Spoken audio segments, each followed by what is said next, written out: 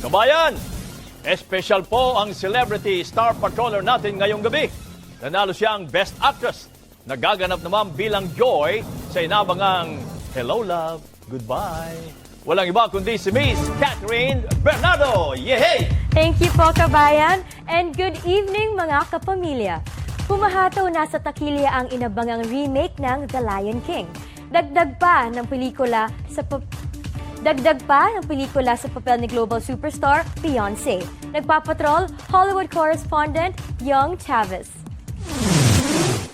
Can you feel the love tonight? Sikat sa buong mundo ang istorya ng The Lion King, kaya naman maging ang royal family na sina Prince Harry at Meghan ay dumalo sa European premiere ng pelikula kung saan nandun din si Beyonce na nagbigay boses sa karakter ni Nala sa bagong bersyon ng The Lion King.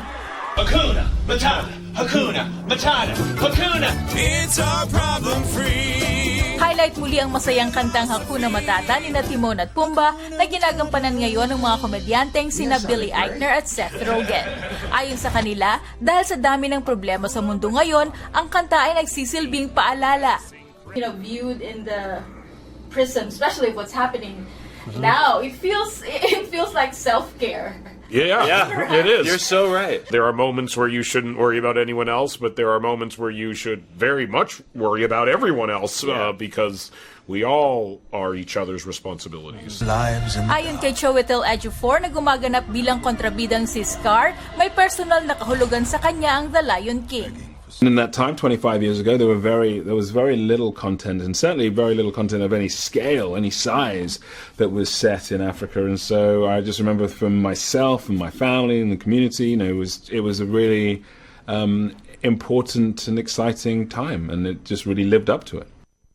Intensyon din ng produksyon na maipahatid sa mga manonood na sa totoong buhay nasa 20,000 na lang ang natitirang leon sa buong mundo at unti-unti itong malilipol kung hindi magkakaisa ang lahat para mailigtas sila.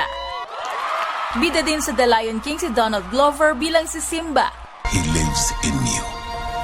Young Chavez, ABS-CBN News, Hollywood.